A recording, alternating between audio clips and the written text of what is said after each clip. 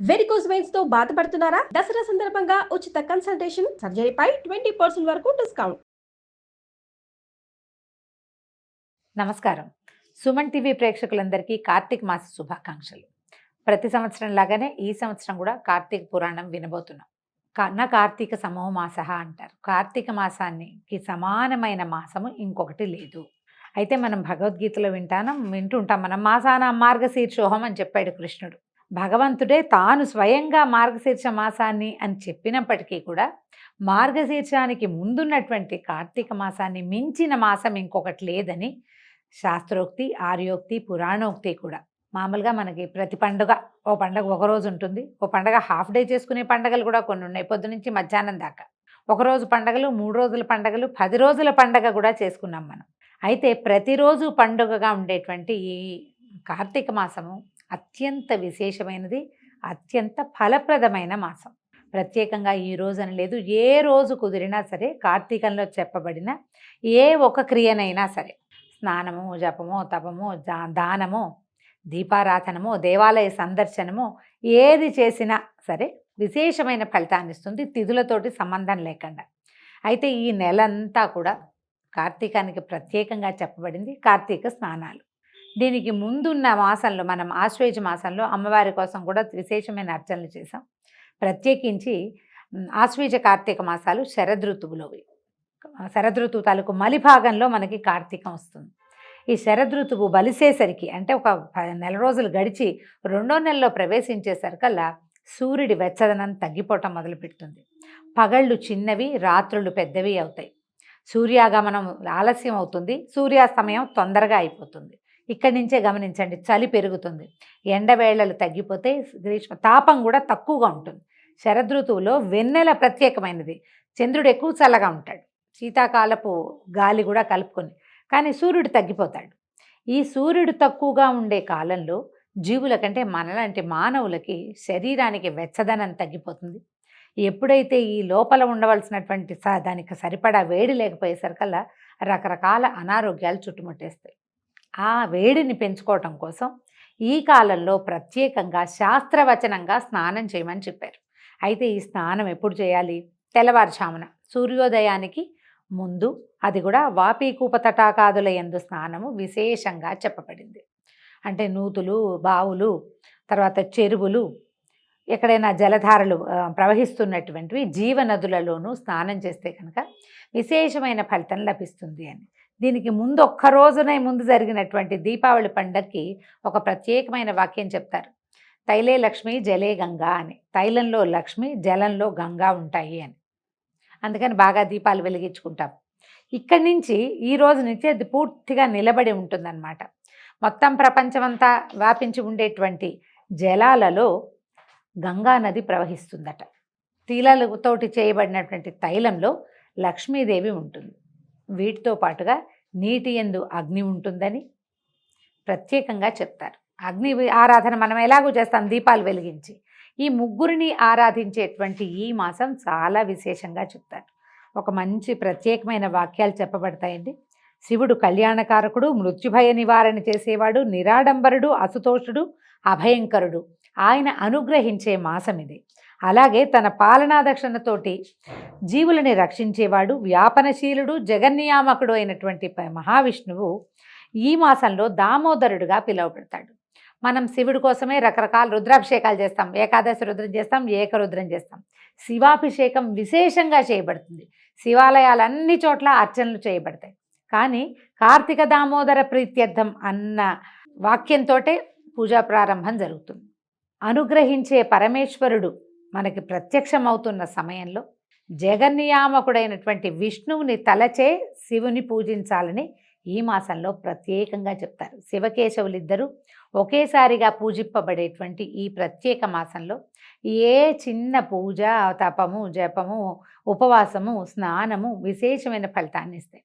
ప్రత్యేకంగా కార్తీకానికి ఒకటి స్నానం చెప్పుకున్నాం, రెండవది ఉపవాస క్రియలు కూడా చాలా అత్యద్భుతమైన ఫలితాన్ని ఇస్తాయి. కార్తీక మాసానికి సంబంధించిన చాలా విషయాలు ఇంకొక వీడియోలో ప్రత్యేకంగా ఎలాగో మీరు ముందు రోజే వింటారు. ఇవాళ నుంచి మనం వినవలసినటువంటి కార్తీక పురాణాన్ని మొదలు పెట్టుకుందాం. కార్తీక పురాణం 1వ అధ్యాయం. వశిష్ఠ మహాముని జనక మహారాజుకి కార్తీక మాస విశిష్టతను వివరించడం. మహాజ్ఞాన సంపన్నులు తపోనిష్ఠులైన ఋషులకు మునులకు నిలయము పుణ్యప్రదమైన నైమిషారణ్యం. భారతదేశం నందున ఈ నైమిషారణ్యం రకరకాలైన పళ్ళు, కాయలు, పువ్వులతో నిండినటువంటి వృక్షాలు, చెట్లు, లతలతోటి అలరారుతూ ఉంటుంది.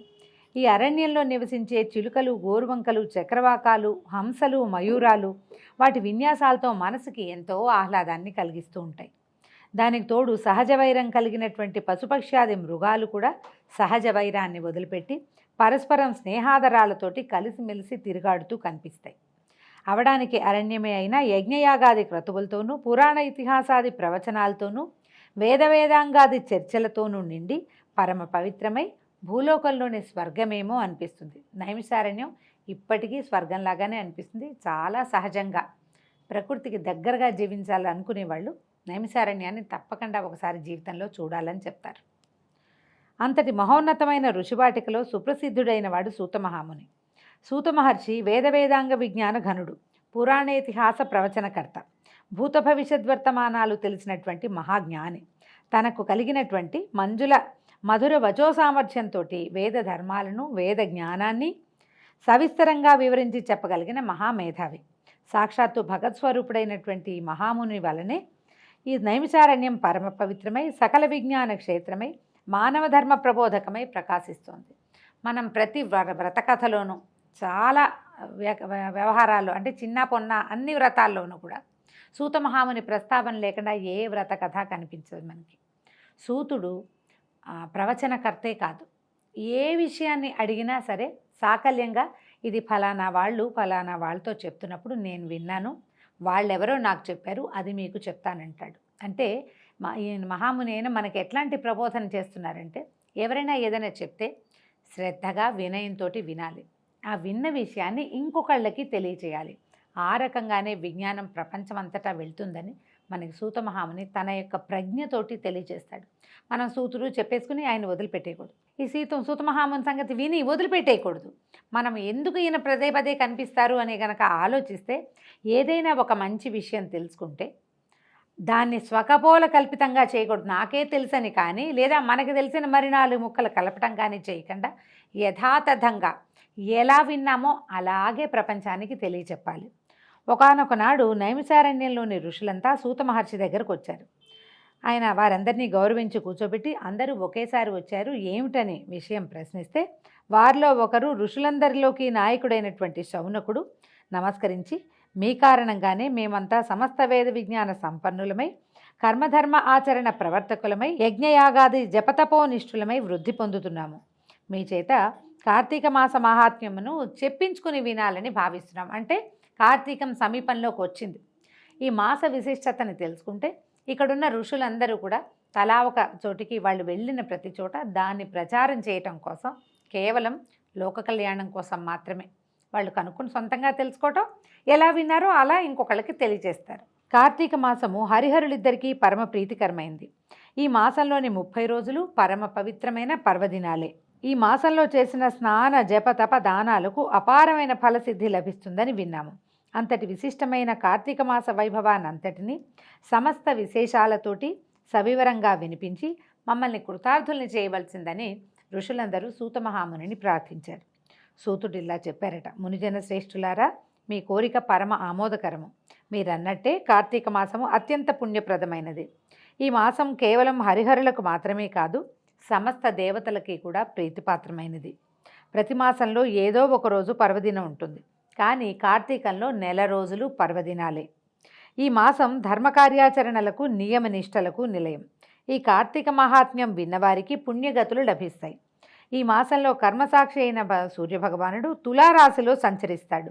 కనుకనే ఈ మాసంలో చేసిన పూజలు, వ్రతాలు, దాన ధర్మాలకు, దీపారాధనలు, వాటికే కాకుండా దీపారాధనలు, నక్తములు, ఉపవాసములు, పురాణ శ్రవణములు అనేక జన్మలలో చేసిన పాపాలని పరిహరింపజేసి పుణ్యగతులను ప్రసాదిస్తాయి.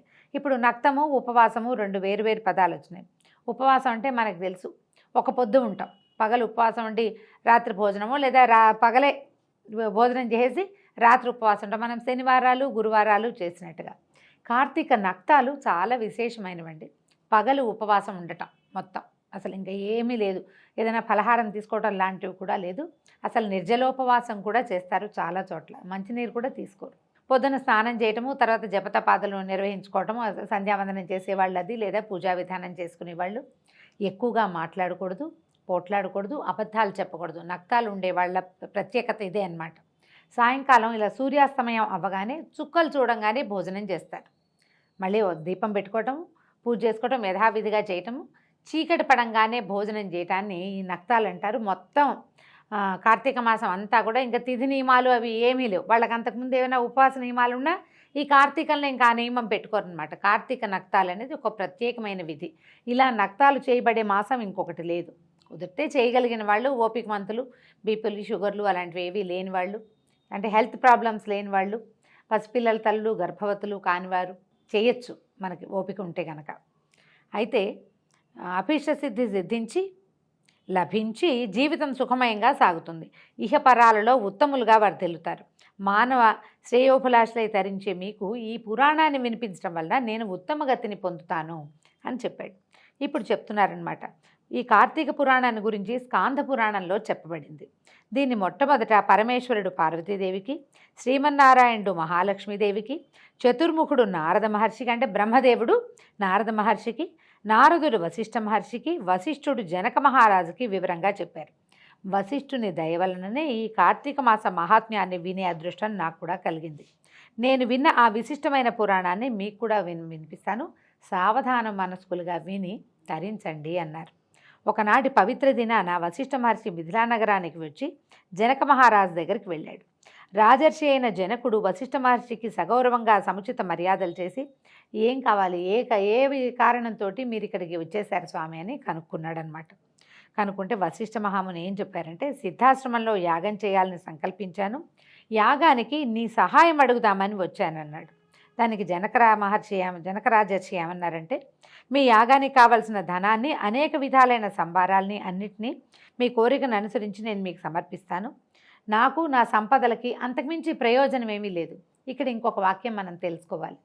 పూర్వకాలంలో కృతయుగ, త్రేతాయుగ, ద్వాపర యుగాల్లోనూ ఋషులు మునులు ఇలాగ ఏదైనా యజ్ఞయాగాదులు తలపెట్టినప్పుడు ఏ ప్రాంతంలో ఇవి చేస్తున్నారో ఆ ప్రాంతపు రాజు దగ్గరికి వెళ్ళి ఈ విషయం తెలియజేసేవారు. యజ్ఞయాగాదులకు కావలసినటువంటి అన్ని రకాల సంభారాలు, మనుషుల్ని కూడా రాజే సప్లై చేసేవాడు. రాజుల విధి ఇలా యజ్ఞయాగాదులు తమ రాజ్యంలో జరపబడితే దానివల్ల తమ రాజ్యం సుభిక్షంగా ఉంటుందని, దాని యొక్క ఫలితం చేసిన వాళ్ళకి ఎంత లభిస్తుందో ఆ ప్రాంతానికి అంతే లభిస్తుంది. కాబట్టి అది పూర్తిగా రాజుల బాధ్యతగానే ఉండేది. ఇది ఇంకొక 2-3 పురాణాల్లో, కథల్లో మనకి కనపడుతుంది రాజు సహాయం చేశాడు అని. జనక రాజర్షి సవినయంగా ఒప్పుకుని ఇలా ఏమడిగారంటే, నాకు చాలా కాలం నుంచి ధర్మార్థ కామ మోక్ష ప్రదాయకమైన సర్వపాపహరమైన కార్తీక మాస మహాత్మ్యాన్ని వినాలని కోరిక కనుక నా యందు అనుగ్రహం ఉంచి కార్తీక పురాణాన్ని వినిపించి నన్ను కృతార్థుని చేయమని ప్రార్థించాడట. విశ్వశ్రేయస్సును కోరుకునే వాళ్ళకి, భక్తి కలిగిన వారికి ఈ విధమైన కోరికలు కలగటం సహజమే. కార్తీక మాసం 30 రోజులు పుణ్యప్రదమైనవి. ఈ మాసంలో చేసే జపదప స్నాన దానాదులకి, వ్రతాలకు అనంతమైన ఫలితం కలుగుతుంది అని, ఈ మాసంలో ఆచరించవలసిన విధి విధానాల గురించి, ఈ మాస మాహాత్మ్యాన్ని గురించి స్కాంద పద్మ పురాణాలు 2 కూడా వివరించి విశేషంగా చెప్పాయి. ఈ కార్తీక మాసంలో సూర్యోదయ కాలానికి ముందుగా చేసే స్నానము పరమ పుణ్యప్రదం. ఈ మాసంలో గంగానది సమస్త నదీ జలాలలోనూ, కాలువలు, చెరువులు మొదలైనటువంటి సహజ జలాశయాలన్నిట్లలోనూ అంతర్లీనంగా ప్రవహిస్తూ ఉంటుంది. స్నానంతో పవిత్రులైన పుణ్యప్రదమైన శరీరంతో చేసేటువంటి దాన ధర్మాలు అనంతమైన ఫలితాన్ని ఇస్తాయి. ఈ మాసంలో చేసే పితృకార్యాలు, పితృకర్మలు 7 తరాల వరకు పుణ్యగతులను కలిగిస్తాయి. ఈ కార్తీక స్నాన వ్రతాదుల్ని ఆచరించడానికి స్త్రీలు, పురుషులు, బాలురు, యువకులు, వార్ధక్యంలో ఉండటము అలాంటి తేడాలు ఏవీ ఉండవు. ఏ వయసు వారైనా, ఏ జాతి వారైనా స్నాన దాన జపతపాదులను చేసి తరించే ప్రయత్నం చేయొచ్చు. జనకర మహారాజా చెప్తున్నారన్నమాట ఇట్లా వివరంగా. ఈ కార్తీక మాసానికి అధిపతి దామోదరుడు కనుక దామోదరుని పూజ, కేదారేశ్వర వ్రతములను ఈ మాసంలో ఆచరించడం వల్ల శివకేశవులు ఇద్దరి అనుగ్రహము లభిస్తుంది. సూర్యోదయానికి పూర్వమే చేసే స్నానము ముక్తిప్రదమైనది.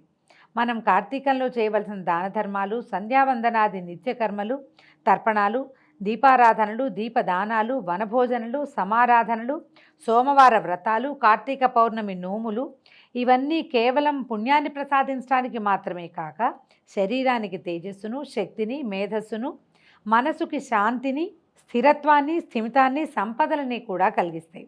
భుక్తిముక్తుల్ని ప్రసాదించేటువంటి ఏకైక మాసం కార్తీక మాసమే.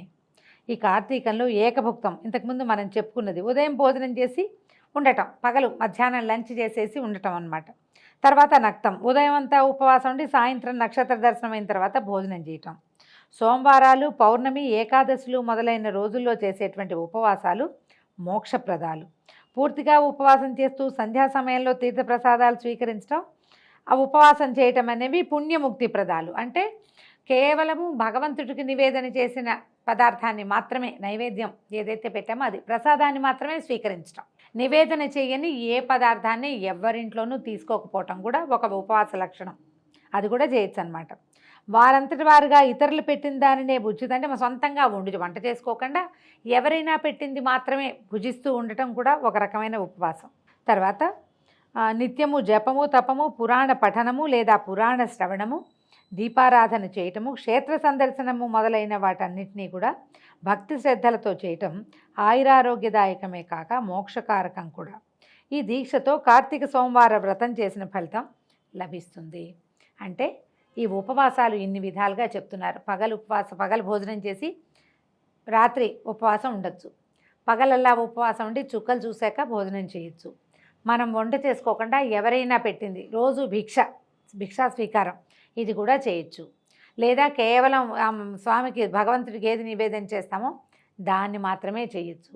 అలా కాకుండా ప్రతిరోజు యాత్ర ఏదో ఒక దేవాలయ దర్శనానికి వెళ్తూ దాన్ని కూడా ఉపవాసంగానే భావిస్తారంటే ఆహార నియమం ఉండటమే కాదు ఉపవాసం అంటే భగవంతుని సమీపంలో ఉండటం, తీర్థక్షేత్రాలని దర్శించడం కూడా ఒక ఉపవాస నియమం కిందకే వస్తుంది.